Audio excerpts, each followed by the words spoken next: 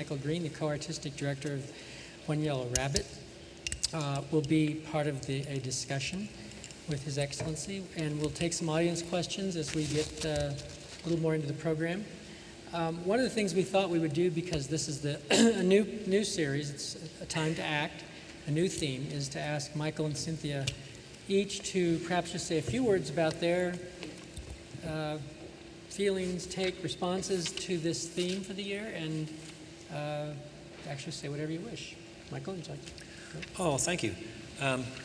First of all, it's great to be back in the center at the beginning of another great season that we have coming up, and as always, the center is continuing to make itself a better, more beautiful, more functional building, and I think most of us for the first time saw the new lobby today, and it's looking really nice, and it's a work in progress, but congratulations to the EPCOR Center, because what you've done so far looks fabulous, and I think we all noticed that.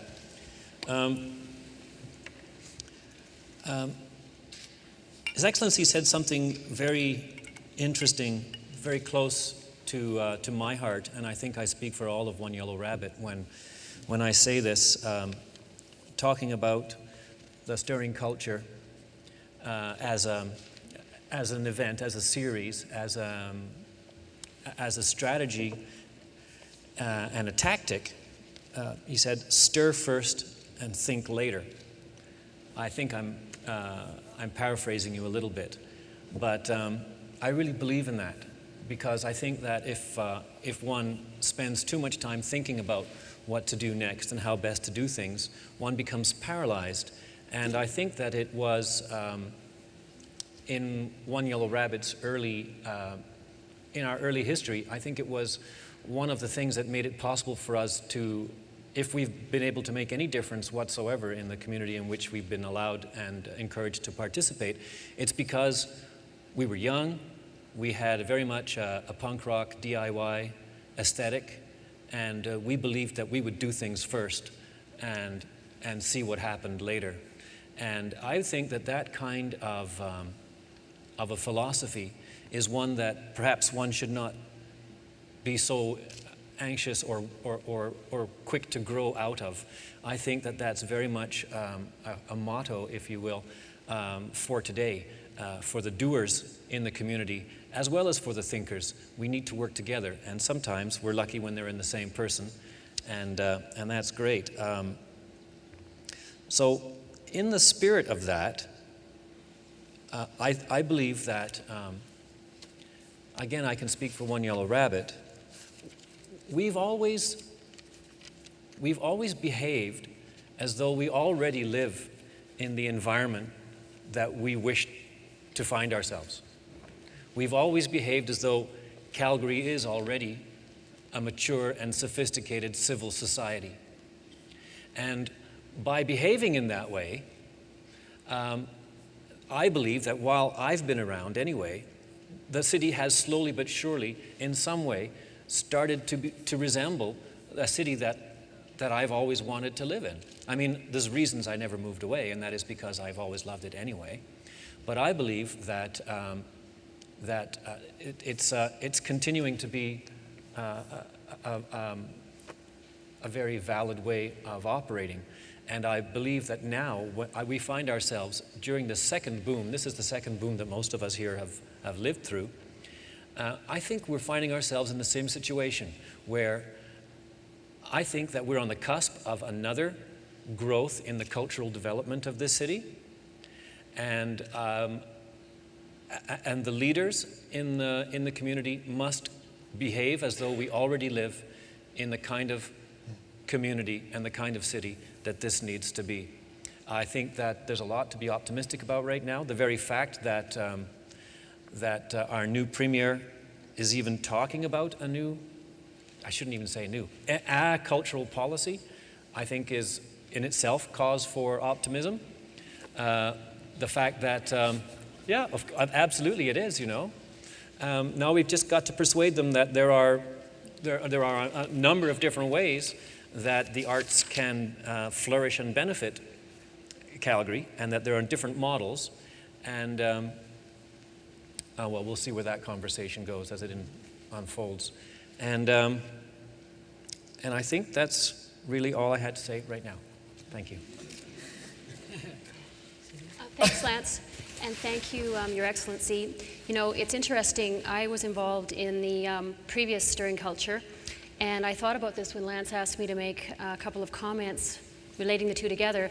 And it's interesting, the evolution of this city. I mean, I give Lance you credit and the college credit for starting the dialogue. I think you brought us all together to talk about things that we hadn't been doing before. We maybe were talking in our separate groups, but we hadn't come together and had an opportunity in a forum to really have these discussions. And in the 2 years since the original stirring culture began, there really has been a change, and you feel it. You see people, you see all the different actions that are happening, and so it's really appropriate now that your theme is a time to act, because I think we are on the cusp of greatness. And it's interesting that you made that comment about Calgary and we have an opportunity. It's nice to have you here. You didn't say this as clearly in your speech, but I know, having spoken to you yesterday, you are a big booster of Calgary. And as much as we here feel we have a healthy ego, it is nice to be here and have someone from the outside give us validation for the kinds of things that we're doing. So I wanted to say thank you to you for that. I was most touched by your comment about provoking the controversy. And I think that that's been one of the difficulties in our city, is that maybe we've had things too good. You know, you need a dynamic tension within a community to really move forward and do interesting and exciting things. And so one of my questions to you would be, how do you see a society provoke the controversy? Like, how does that come about? And how do individuals do that? How do groups do that? And how does that impact our leadership?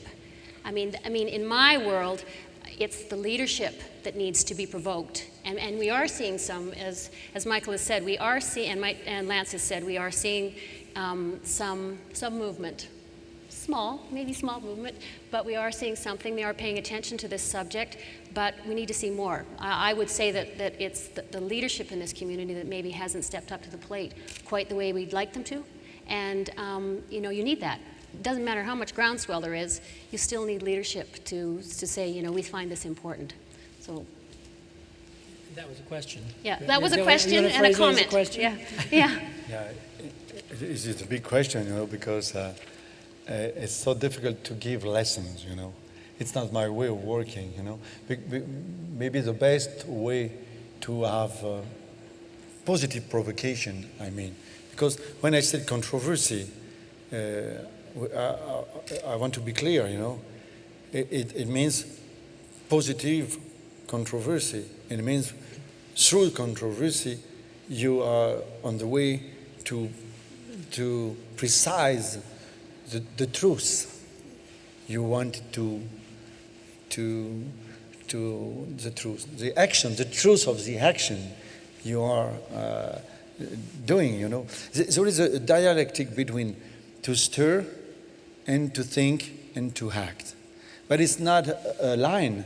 It's like a spiral, spiral like that,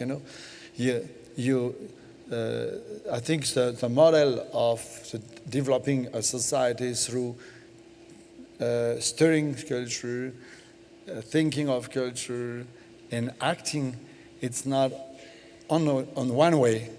It's going, it's like a spiral. You go and you are crossing the same places, but a little bit with a little distance, at each time.